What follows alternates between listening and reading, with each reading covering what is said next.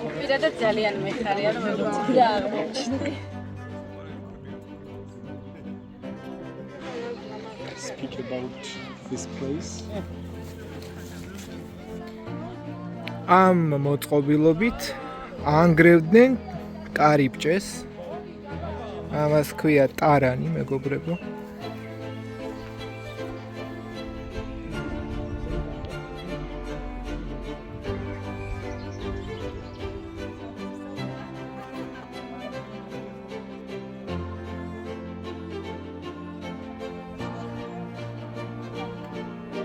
საქართველოს არც კი მოიაზრება უფრო მეტიც.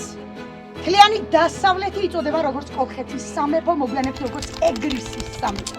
შესაბამისად, ქალაქი, რომელიც უნდა წარმოგიდგინოთ, დღეის მდგომარეობით უკვე დადასტურებული ვერსიით, შეიძლება აქამდე ბევრი კითხვის ნიშანი იყო, მაგრამ იმდენი არქეოლოგიური გათხრების შესწავლის შემდგომ დღეს უკვე თამამად შეგვიძლია ვთქვათ, კოლხეთის სამეფოს მთავარი ცენტრალური ქალაქი ჯიხან-ქუჯისა ამ სახელწოდებით ცნობილი, შემდგომ უკვე ეგრისის სამეფოს დედაქალაქი არქეოპოლისი საწოდებული, რომ მას ლაზიკითაც მოიხსენიებს. ტერიტორია დაახლოებით 22 ჰექტარ ფართობს მოიცავს, ის რაც კედელს მიღმა არის, რა თქმა უნდა, შემოსაზღვრული. მაგრამ საქმე რაში მდგომარეობს? ბუნებრივი დაცვა გვაქვს სამი მხრიდან.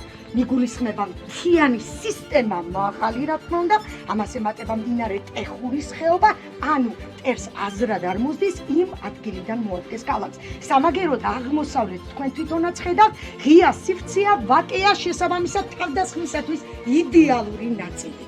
ზუსტად ამიტომ ქალაქის ყველაზე მეტი გამაგრებითი სამუშაოები ჩატარებულია ზუსტად ამ ნაწილში, გულისხმობ სამ გალავანს, სამ ზღუდას, რომელიც ეგრისის სამეფოს ეკუთვნის, არა კოლხეთს. დავიწყოთ პირველი გალავნით. პირველი გალავანი გახლავთ შიგნიდანვე პირველი, რომელიც არის სისხლში გახლავთ სიმაღლე დაახლოებით 8 მეტრია, მთელი თავისი მასშტაბით 22 ჰექტარს გარშემო მივლის წრეს კრავს ქალაქის გარშემო, მიუხედავად მთიანი ფერდობი ნაწილებისა და მდინარე ტეხურის ხეობებისა. მაგრამ ნახეთ რა ხდება აღმოსავლეთი ნაწილის დასაცავად ის 1 მეტრიანი გალავანი სრულიად არასაკმარისია. ზუსტად ამიტომ მისივე პარალელურად ეშვება მთიდან რიგით მეორე გალავანის სისქეში მეტრანახევარი სიმაღლე იგივე აქვს, უბრალოდ ზევიდან ემატება კონგურები, რომელიც მოწყობილია როგორც საბრძოლო ბილიკები, ასე ვთქვათ. შესაბამისად, აი ეს აღმოსავლეთ პლუს სამხრეთ ნაწილს შემოსაზღვრავს, ბოლოში დასავლეთით გვაქვს გვირაბი, სადაც ის სრულდება. იმის შემდგომ უკვე მთიანი ფერდობები იწყება და ერთი გალავნის შემოვლება ალბათ საკმარისად ჩაითვალა, რადგანაც მეორეს გამყვა საჭირო აღარ გახდა. არც ეს გახდება საკმარისი თავდაცვისათვის და რიგით მესამე გალავანს უკვე სრულიად განსხვავებულს ხედავთ, ცოტათი განცალკევებით.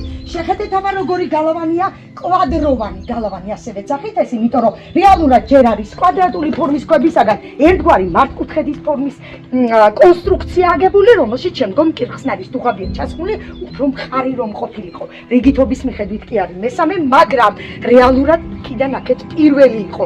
შესაბამისად, პირველი დარტყმა სწორედ ამ გალავანზე მოდიოდა, ამიტომ სამწუხაროდ ის სრული სახით არსად შენარჩუნებული არ არის. ნახეთ რა ხდება, განსხვავებული მარტომშენებლობა და კონსტრუქცია არ არის, განსხვავებული არის სტრატეგიული დანიშნულებაც. კარიბჭე, რომელიც თავდაპირველ კარიბჭეს გულისხმობ, გაჭრილი ყოფილა აი ადერ, ნახეთ, მოპირკეთება დღესაც ეთყობა მას, აგურით მოპირკეთება, ეს იყო იმ პერიოდის კარიბჭე, როდესაც ჯერ ის მესამე გალავანი არ არსებობდა.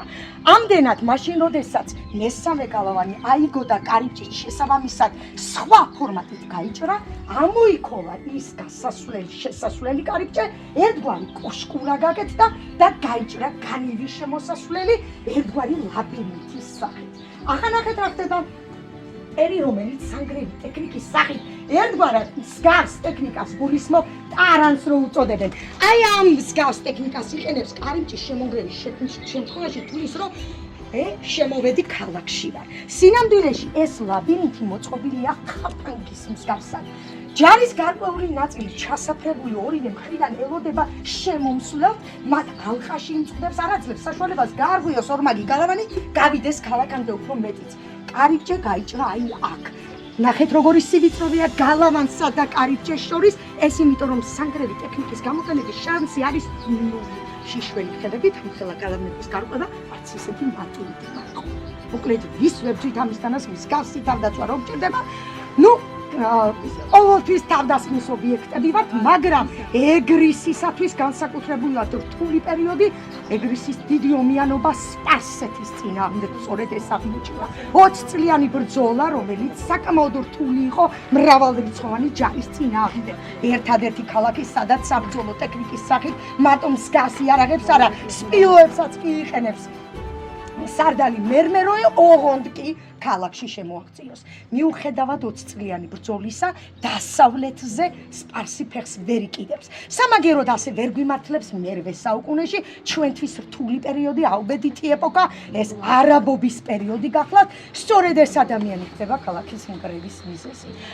მაგრამ როგორც ხშირ შემთხვევაში, რა თუ არა ციხე შიგნიდან ხდება ჩვენ დასაუბედუროთ, შესაბამისად იმის მესამედიც არ უბრძოლია ამ ადამიანს, ვიდრე სპარსმა თავის დროზე.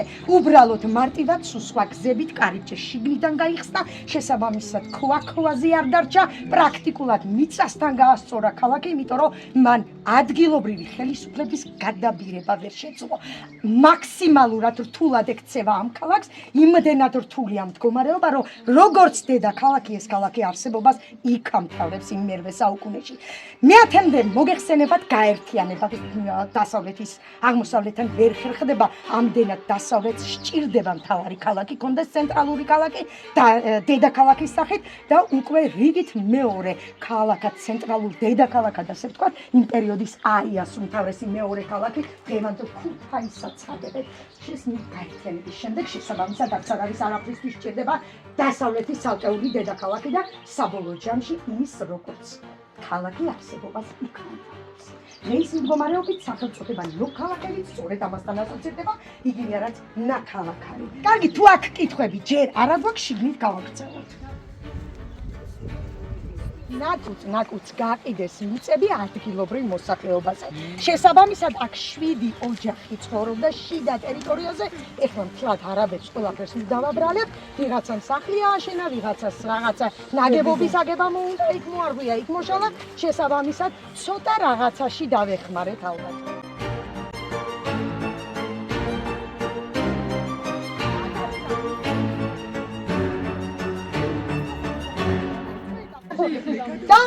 გავაგრძელებ ახლა, შემოვედით ამ ტერიტორიამდე, ქალაქის ცენტრალური ნაწილი პრაქტიკულად.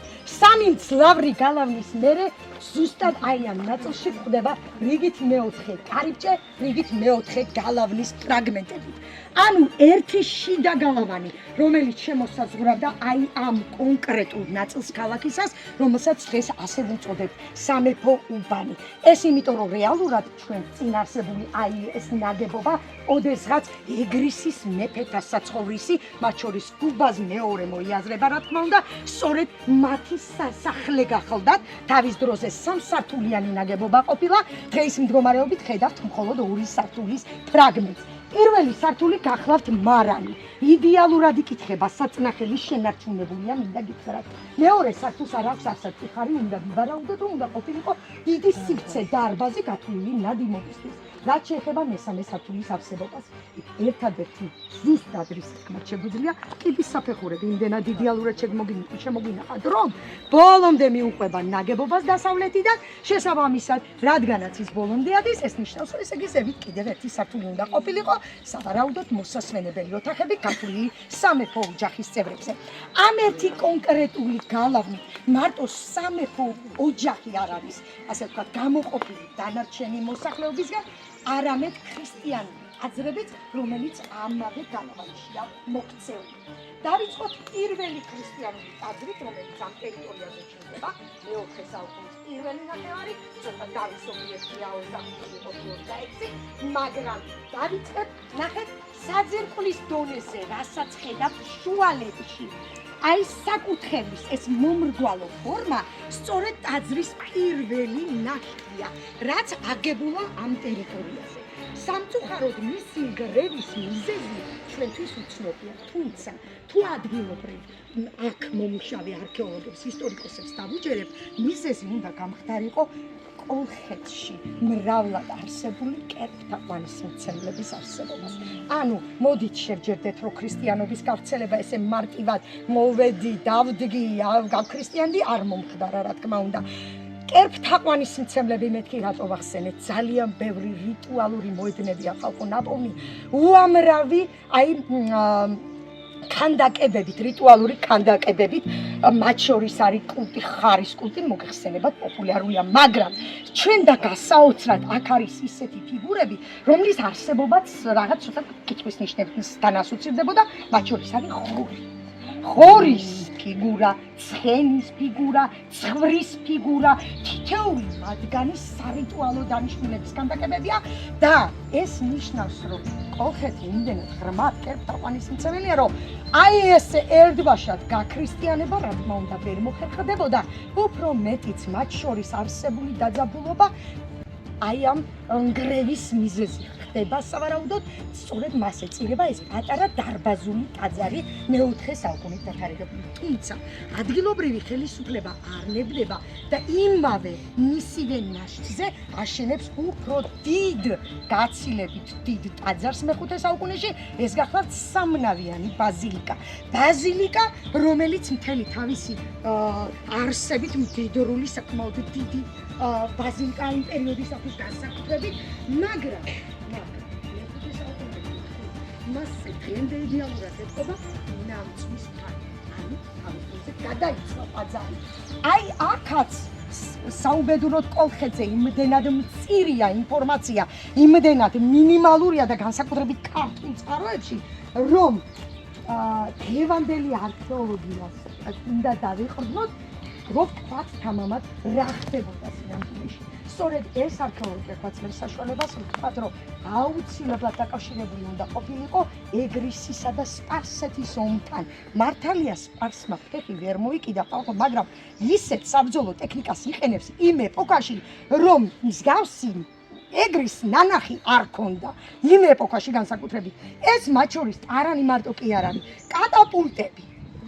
არ მინდა შემოსვლა, არ მიჭირდება, უბრალოდ ცეცხლს ვუკიდებ ამ რაღაც უშველებელ ქვებს, რაღაცებს, შესაბამის სითხეს უსმებ, გადმოვისური, შეუძლია 200 მეტრზე გაფრინდეს, უფრო მეტიც გააჩნია საიდან ვისვრე. შესაბამისად არ არის გამორიცხული, რომ ეს ბაზილიკა სწორედ ამ სპარსეთის ომს შეეძლო.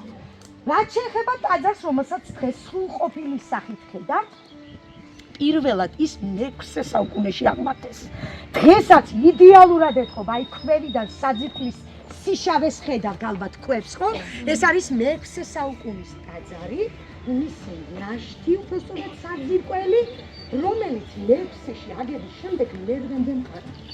მერვეში არაბობის დროს მოგეხსენებათ, არაბის სარდალი პირველი რასე წერჯის, ქრისტიანული ტაძრებია, მარტო იმიტომ, არა რომ ის რელიგიას ებრძვის. ამავდროულად ის არის საგანმანათლებლო ცენტრი პარალელურად, სადაც ხელნაწერები ინახება. სწორედ ამიტომ მისი დაწვა ხორციელდება, იწვის, რომ განადგურდეს შესაბამისი ისტორიული ფაქტებიც. ამდენად მე-8 საუკუნეში ეწირება არაბ სარდალს.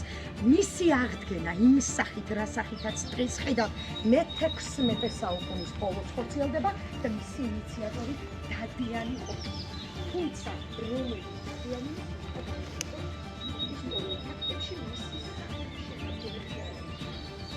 Deputy Master, რატომ ვიცით რომ დადიანია ეპოქის ასე წვილი ქაფულით წაწევა დადიანი, აი ხო ნუ ვიცით რომ აი ვინც აგებდა ესე ტაძარს აკაებდნენ დადიანი გვარი შენარჩუნებული, მაგრამ სახელი წაშლილია საუბედუროდ.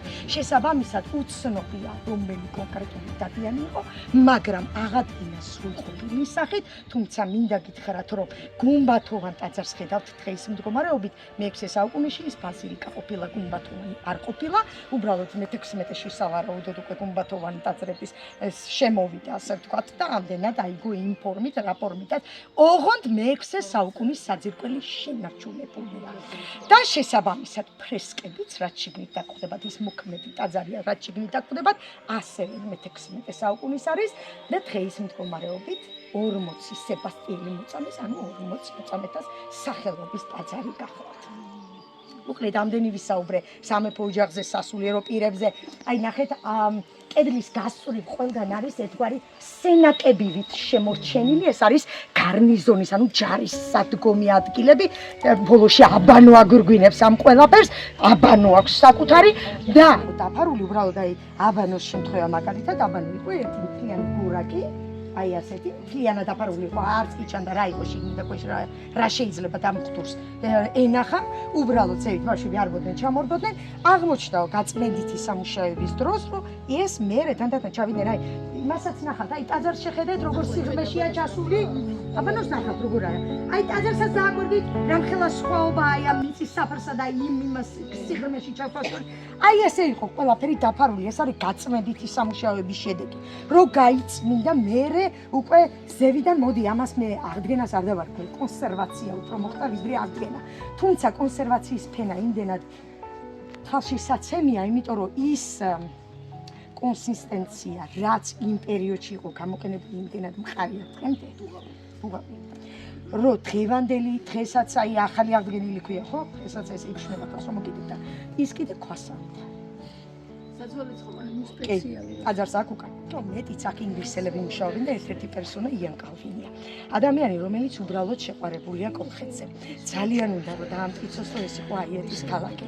ძალიან უნდა ამ ადამიანს ის მე მგონი ჩემზე მეტად არ შეყვარებული ამ ქალაქზე, მაგრამ მინდა გითხრათ, რომ აი ეს იყო პერსონა ადამიანი, რომელიც 2010-ის მერე მუშაობს ამ ტერიტორიაზე. ყველაზე ახუსაკ არის. ინგლისელია. და არქეოლოგია პროფესიით და ეს ადამიანი იკვლევდა აი ამ დუღაბის შემადგენლობას, ხან რა გამოიყენა. იმდენი კონსისტენციები ზოგიერთი არც კი ვიცი სახელით რა გამოიყენა, მაგრამ არ არის შედეგი. სამწუხაროდ, კვერცხიც, ცილა ცალკე, გული ცალკე, მინდა გითხრათ, მაგრამ არ არის შედეგი.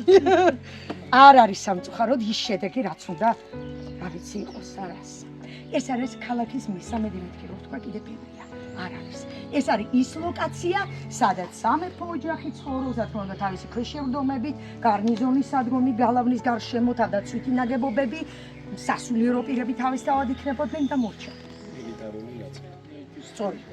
მაგრამ დააკვირდით, მთის ფერდობი ნაწილი გამაგრებული უზარმაზარი შიდა ციხით. ეს არის ქალაქის მეორე ნაწილი. კიდევ მეტი, ამის გადახდა მთის მესამე ნაწილია, ყველაზე მაღალი ლოკაცია, ასე ვთქვათ, მაღალი წერტილი ამ ქალაქისათვის, ციტადელი ეგრეთ წოდებული. ქალაქის ის ნაწილი იმდენად მიუვალია დღეს მდგომარეობითაც, რომ ვარაუდია ესეთი, არაბს იმ პერიოდშიც ვერ აუღწევია იქამდე. რა გვაძლევს ამის თქმის საშუალებას?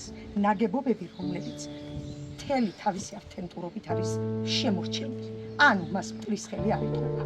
მათ შორის არის მე-6 საუკუნის ტაძარი, სრულიად ავთენტური სახით.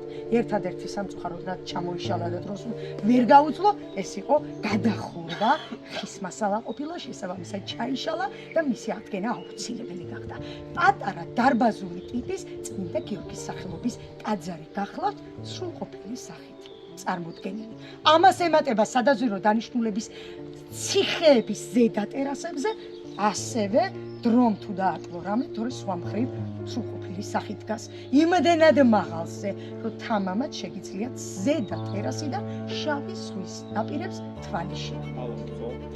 აი იმ ლოკაციამდე ახლავთ თამამად. მთელი კოლხეთის დაბლობი ხელისგული უთქვიჩეს. იმ სავაჭრო გზასაც ნახავთ მდინარეს გულისხმობ, რომლის საშუალებითაც სატრანსპორტო გზით ადგილობრივები უკავშირდებოდნენ იმ პერიოდის ცივილიზაციას. გადიოდნენ შავსვანზე, ამას გულისხმობ. მაგრამ ამას მერე მოვყვები. ეხლა ნახეთ რა ხდება. ეს არის სწორედ ის ნაწილი ქალაქისა, რომელიც დასახლებული პუნქტი იყო, მარტო ამას არ გულისხმობ ქალაქის მიღმა ამ მთის გადამარსებული წესით. გულისხმობ დასახლებული პუნქტი, სადაც მოსახლეობა ცხოვრობს, კიდევაც საქმიანობს, შეიძლება სავაჭრო ცენტრიც ყოფილიყო, სადაც ისინი ვაჭრობენ შესაბამისად. ნახეთ რა ხდება დღეს მდგომარეობით. რომ მომენტს ქალაქი აღვადგინო იმ მასშტაბით, რა მასშტაბის მაშინ ქონდა. მერწმუნეთ ხალხო ტყიდაფარული ნამდვილად არ ყოფილა უფრო მეტიც. მომიწევს სულ გადავკაფო მთელი ტყის მასივი და ზამთარში იმდენად კარგად ჩანს. დღეს უკვე არქეოლოგები ნახეთ აი ჩანს ის ლოკაცია, აი იმ ნაწილში მუშაობენ. ზაფხულში გაგრძელდება ეს არქეოლოგია და ეს უკვე ის ფენაა, სადაც ჩანს კოლხური კონსტრუქცია. კოლხური კონსტრუქციები იმდენად განსხვავებულია ეგრისული კონსტრუქციებისაგან, მარტივი გასარჩევია. არანაირი დუღაბი. მინდა გითხრათ, ეს არის ცოტა მოდი ესე ვიტყვით, ცოტა ღარიბულად ჩანს ამასთან შედარებით, ახლა რასაც ეგრისის შენებლობას და კონსტრუქციას უყურებთ, მაგრამ ლითონის გამოყენებით, ერთმანეთის გამაკრებით ესე ვთქვათ, იმდენად ლამაზი შენებლობა იმ ეპოქაში საოცრება იქნებოდა დარწმუნებული ვარ. ყველაზე ძველი კონსტრუქცია თარიღდება ძველი წელთაღრიცხვის მე-6 საუკუნით. ეს რაც აღმოჩენილია მაგაზე გამართულა ყურადღებას და ეს გახლავთ სახელოსნო. კოლხურის სახელოსნო სამწუხაროდ ახლა მუზეუმი არ აქვს, მაგრამ თითოეულ არტეფაქტს სახელოსნოში ნაპოვნს გულისხმობ, საქშენი მილებიდან დაწყებული სხვადასხვა, მოდი ესე ვიტყვი, დანადგარად რასაც იყენებდნენ ერთგვარ ხო აი დაზგება წარმოდგენილი საშუალებები, ყველაფერი აღმოჩენილია და ინახება მუზეუმში. დღეს სამწუხაროდ მუზეუმი დაუხმია და ვერ გაჩვენებთ ამ ყველაფერს. მხოლოდ თქმა შემიძლია.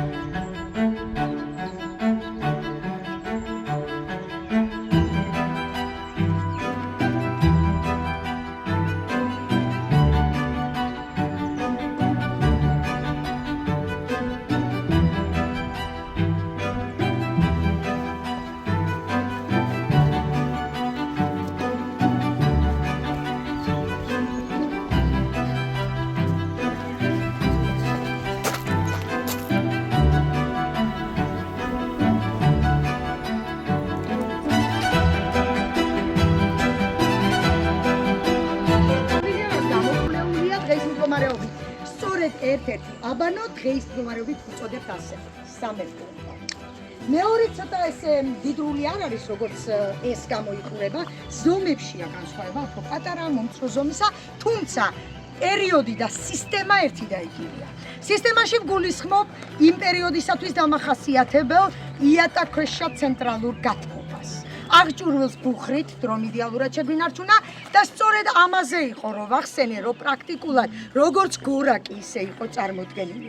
იქ შეგრებულად არის დატოვებული აი ეს ზევით ფენა მწვანე ასე ვთქვათ, ზუსტად ასე გამოიყურებოდა მთლიანობაში, თითქოს იყო ჩვეულებრივი ასე თის ფორმის რაღაც პატარა გორაკი და აღმოჩნდა რომ უნიკალური ნაგებობა იყო თავის დროისათვის უმეტეს.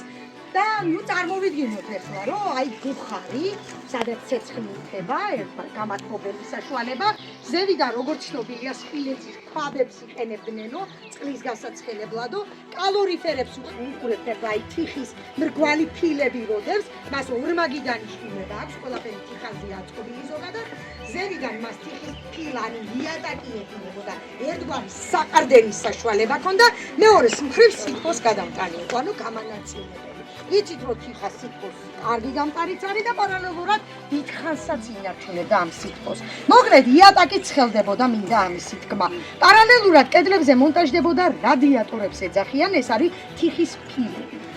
ოთხკუთხა ფილებია, რომელსაც ოთხივე მხარეს ფეხები აქვს. კედელზე რო ებჯინებოდა, სივრცე სტოვებდა კედელსა და რადიატორს შორის, სადაც მოძრაობდა გამოყოფილი ორთქლი. ანუ გამოდის რომ კედლებიც თბილი იყო.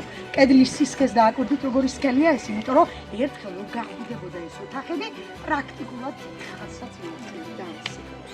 აქვე არის წარმოდგენილი თბილი ცივი წყლის აუზები, შიგნით აუზებიც არის 4-5 ფორმის აუზები, არის წრიული, აბსიდალური ფორმას ეძახიან ესეთი მომრგვალებული ფორმის აუზებით, შესაბამისად თავისი კომფორტულობით ისაც გამოჩენია. მირავი შემდეგი დაჭერა.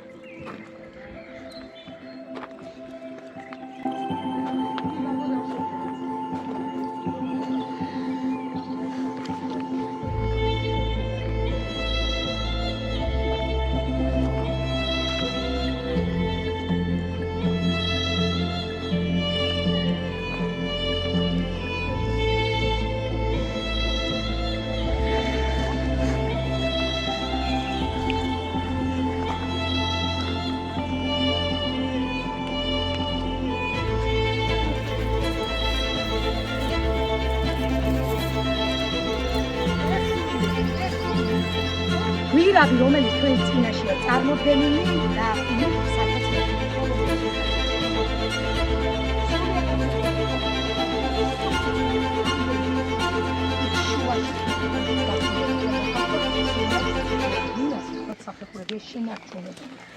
ზედა რამდენიმე გამოცვლილია, ქვევითაც რამდენიმე, იმიტომ რომ ისი აუცილებლობა გახდა გამოცვლა. შესაბამისად, მარტო სამდინაროks, ანუ წყლის მომარაგების სისტემა რო იქნებოდა ყოფილებრივია, მაგრამ მარტო ეს დანიშნულება ჰქონდა. პარალელურად ეს იყო სავაჭრო გზა, დამაკავშირებელი ადგილობრივი მოსახლეობისათვის შავ ზღვასთან და იმ პერიოდის ცივილიზაციას. ნუ დავიწყოთ იმით, რომ პირველი ყოველ შემთხვევაში ის ამ ტერიტორიაზე ხერხდამ და მიზეზი რისთვისაც აქ შემოდის საბერძნეთი ხალხი. გრანდიოზული იმპერია, რომელიც კოლხეთის ინტერესდება, მიზეზი ოქრო რა თქმა უნდა, ოქროს წარმოებით ცნობილი კოლხური, ასე ვთქვათ, ნაკეთობები, მათი ინტერესის ობიექტია. ერთ-ერთი ისტორიკოსი შემდეგნაირად გადმოსცემს ამ ინფორმაციას, რომ იმდენად დადებითად ხასიათებს ეს ადამიანი, ცოტა რთულია გადაადგილება მდინარეზე მისი დინების და გამო, თუმცა გადაადგილდებოდნენ თურმე ხელგზირიანი ნავებით, რომელსაც ყველგან ტყავებს აცნობდნენ, რომ სრიალის ეტაპზე უფრო მარტივი გამხდარიყო. სწორედ ასეთი გზებით შემოდის თითოეული ის მოკავშირე ქვეყანა, იყო ის საბერძნეთი, რომი, ბიზანტია, ამ გზით შემოდიან გვირაბის გავლით, ყველა საკუთარი საქონელი მოაქვს, ვაჭრებში და ტერიტორიაზე პარალელურად ხდება გაზიდვა, ყველაფერი იმის, რითიც პოპულარული გახდა სოფელში. ოქროსთან ერთად მარტო ოქრო რა თქმა უნდა წარმოიაზრება, ცოტა ლიტერატურული ფორმა, ის ოქროს მარტო ოქრო არის ამის მიზეზი. ლითონით ცნობილი კოლხეთი მე-6 საუკუნეში, ძველით მე-6-ში საკუთარ იმისა წოუწყობს კოლხური თეთრის სახით და ეს მონეტები ვერცხლის მონეტები გახდა. მოკლედ ვერცხლი, ბრინჯაო, ოქრო, რკინაზე და რკინის წარმოებაზე ხო ლაპარაკი ზედმეტია. მე კი დავიწყე ისტორია ძველი წელთაღრიცხვის მე-8 საუკუნით, მაგრამ თუ ადგილობრივ არქეოლოგებს დავუჯერებთ, და ამისი პირადი მოწმეცვა, აქ არტეფაქტებია აღმოჩენილი სამეურნეო დანიშნულების არტეფაქტები, დათარიღებული ძველი წელთაღრიცხვის მე-12 საუკუნით. ასე რომ ცივილიზაცია ეყობა მაშინაც არსებობდა. ახლა გაზიდვარის ხდებოდა გარდა ლითონის ნაკეთობებისა, რა თქმა უნდა, ეს იყო ძირითადად ხითხე. განსაკუთრებით მოიხსენიება მუხა, ბზა, კატა. თითოეული მათგანი გენცაშენი მასალა, იდეალური მასალა, შესაბამისად ხდება მათი გაზიდვა, ამას ემართება ყოფილი, სადაც ცვილი ერთგვარი გასაყოფის საშუალება თავის დროზე, ამას ემატება ღვინოზე მაგრამ საუბარი, ბატონო და ირუს ამას სელიო როგორც ქსოვილიო ცოტა უხეში იყო ერთ-ერთ ისტორიკოსმა ასე მოწოდა. სამაგიეროდ თავისი მყარი ბოჭკოზე ამ როგორც აფრები და როგორც თოკები, მოიწვია ქენა გადასწარი. შესაბამისად მოთხოვნადი პროდუქტი თიხაზე და თიხის წარმოებაზე არაფერს ვსაუბრობ, კოლხური ამფორები განსაკუთრებით ცნობილია და ნუ დანიშნულება ამ კოლხური ამფორებისა იყო ერთგვარი ფილტრაციის უნარი გააჩნდათ და ზუსტად ამ დანიშნულებით იყო გამოყენებული. წყალი, რომელიც მომარაგების, ახლა ეს წყალი რომ არა, ტექსტი მდიდარი რომ არა, ასეთ იმაში ალყაში მოქცეულ ქალაქს ესე იოლად კიდევ ვერ გავძიებდით, ხო, ვერ გამოვყავდებოდი. შესაბამისად, წყალს ესე პირდაპირ ამოვიდეთ, დავიღე, ესე ახდებოდა ყველაფერი ფილტრავდნენ ეს ამისთვის იყო ზუსტად კოლხური ამფორები, რომლის არაერთი ნიმუში ამ ტერიტორიაზე რუმინაური აღმოჩენილია.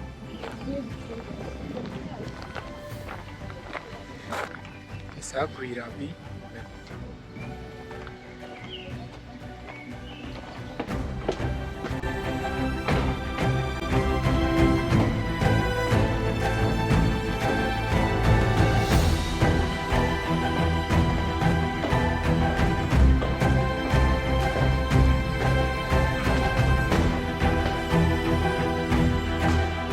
საკმაოდ დიდი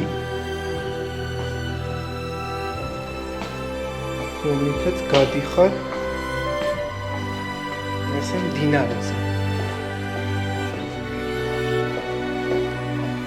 ესეთი ჩასასვლელია ამ მდინარეზე. ჩახვა ესეთი საოცარი გარემო ხდება. პირდაპირ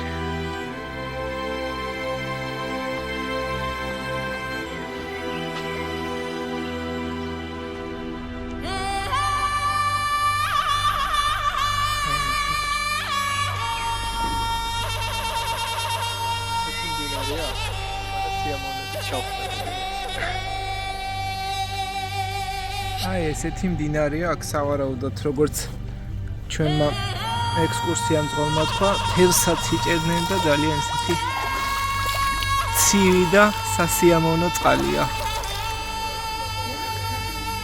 და აქედან ავდივართ ისევ გვირაბში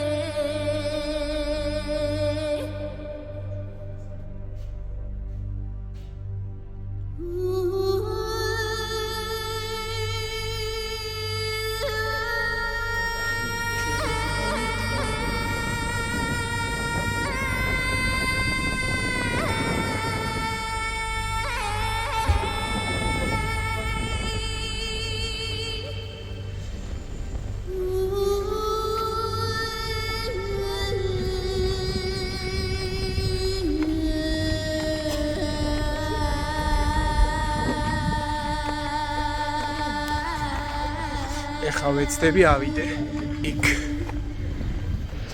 აი ესეთი ბილიკი მიდის და ადიხარ ციტადელის ზედა ნაწილში, რომელშიც სავარაუდოდ 8000-დან 13000-მდე ადამიანი ცხოვრობდა. და აი მიადგები ესეთ კიბეს, რომელსაც აირბენ და ასეთი ხედი ხდება. მე კიდე თუ ახვალ ნახოთ რა დაგხვდება.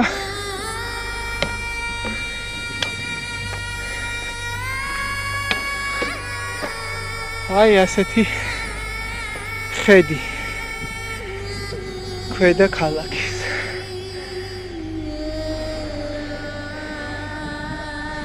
ეს გზა გრძელდება და მივდივართ უფრო ზედა ნაწილში. ეს არის უკიდურესი ნაწილი, სადამდეც დღესდღეობით შესაძლებელია, დანარჩენი უკვე არის კვლევის საგანი და აქ დაგემშვიდობებით აი ამ საოცარი ხედით. აბა დროებით. აბა ჩემო ისტორიკოსებო, ნოქალაქებით დასრულდა ჩვენი სამდღიანი მოგზაურობა სამეგრელოში. იმედია დაუვიწყარი იქნება, ბევრი საინტერესო ადგილი ვნახეთ, ბევრი ინფორმაცია გავცვალეთ, კარგი ამბები მიგვაშვეს მოსწავლეებთან და იმედია შემდეგი მოგზაურობა კიდევ უფრო საინტერესო იქნება.